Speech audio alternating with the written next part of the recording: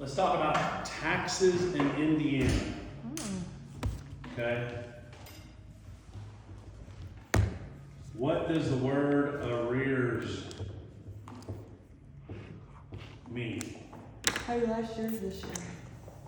We pay taxes this year from last year's taxes.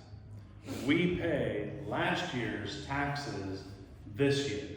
We pay this year's taxes next year, okay? Not all states are that way. Indiana, we pay in arrears. Any questions? Got that? Okay. So, if we have a closing today, October 24th, this tax bill, okay, so taxes are due twice a year, March and November, right? So let's just say March, May and November. May and November, yep. May and November is when they're due, okay? They're due in May and November.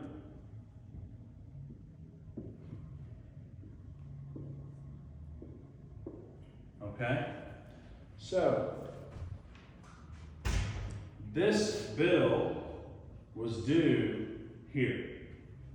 The spring of 22 bill was due May of 2023. All right? So that's been paid as of today. Should have been paid as of today. This bill is due November of 2023. So the fall bill is due November this year. So if we have a closing today, October 24th, the seller in Indiana, you have to ask, have you paid your fall bill? People have a mortgage. The mortgage company usually charges an escrow, 1/12 of the tax bill or so, and puts it in escrow, and the mortgage company pays it twice a year, okay? But today, if we had a closing, and they're not, this bill is due November 15th of 23, okay? Fall bill due here. So if we have a closing today, we are paying the fall bill and a prorated share of all this of 2023 till today, okay?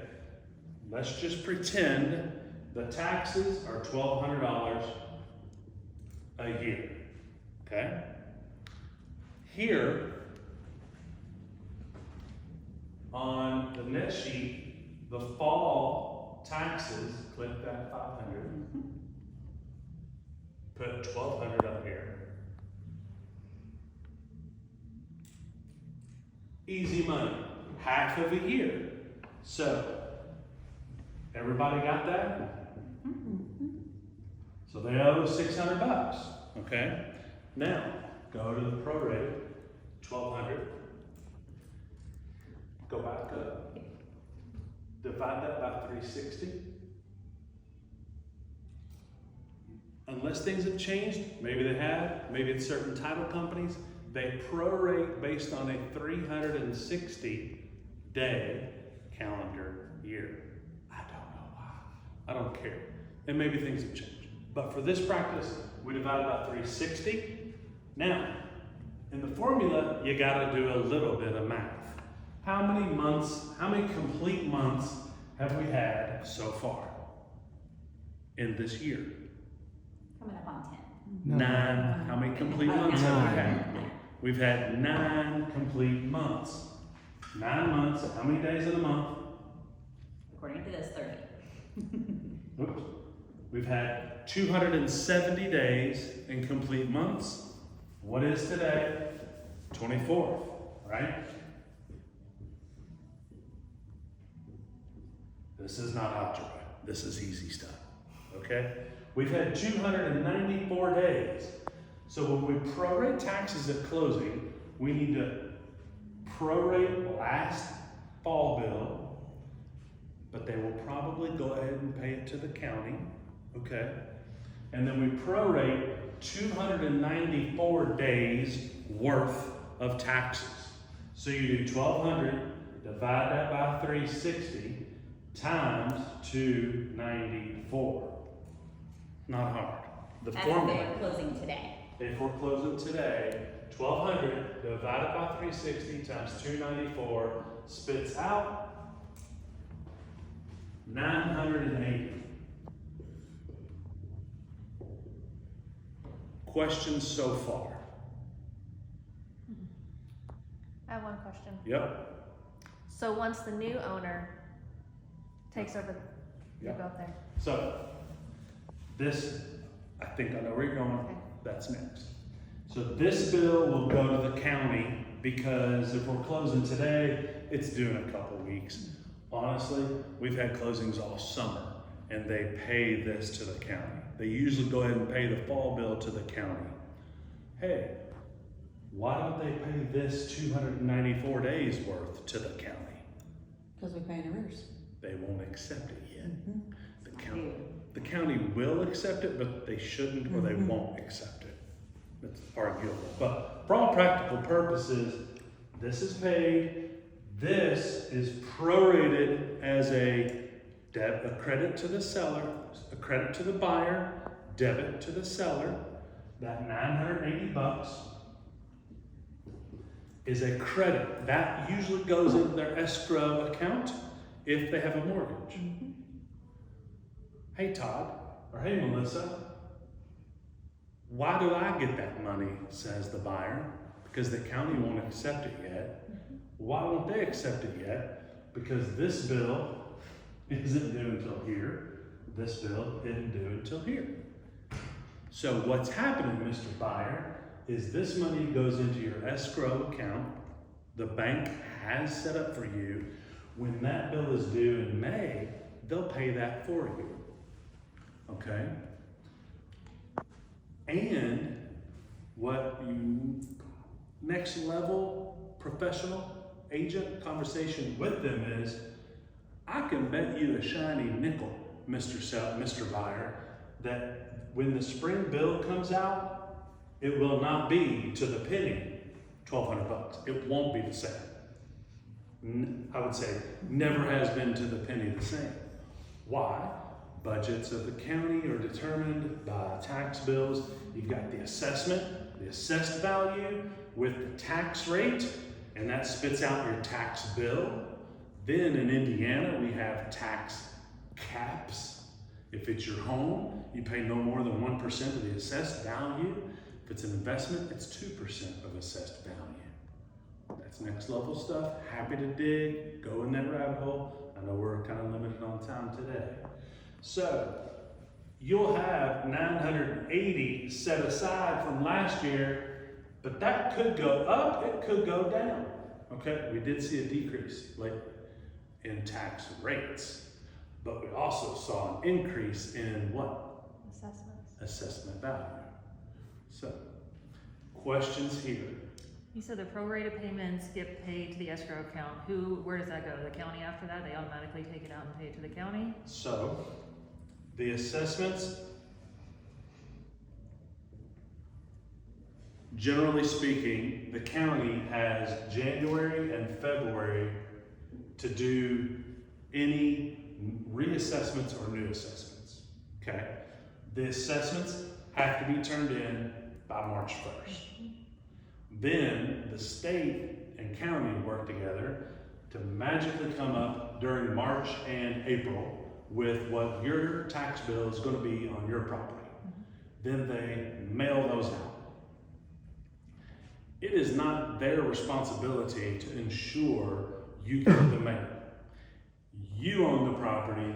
You need to know that May 10th, maybe? November 10th, maybe? Not sure. May and November, whatever calendar day that falls on, your taxes are due. It's your responsibility to go to the courthouse, go to any website and pull the tax bill, okay? So, they're gonna do assessments here on the property, March and April. They're gonna do tax bill and then mail that out in May they're due, okay?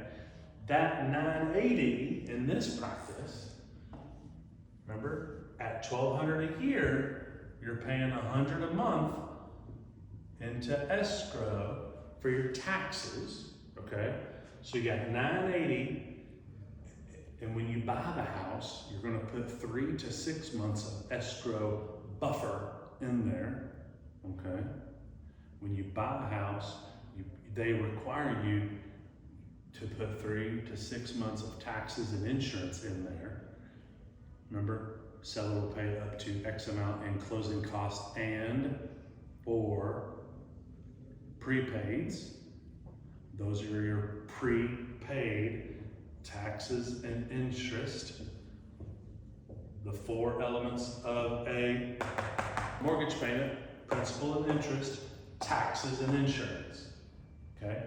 1/12 in this exercise is $100 a month. So you're gonna have 980 plus a few hundred extra more, plus a few hundred extra more of your prepaids, because they don't want you to run out. And why do you have to have a buffer in there? Because if that tax bill goes up, they're gonna readjust what your mortgage payment is after the tax and insurance readjusts. Makes sense? It's a lot to handle, but this is the behind the curtains of why. Makes sense. Further questions? Oh, to answer that, the mortgage company,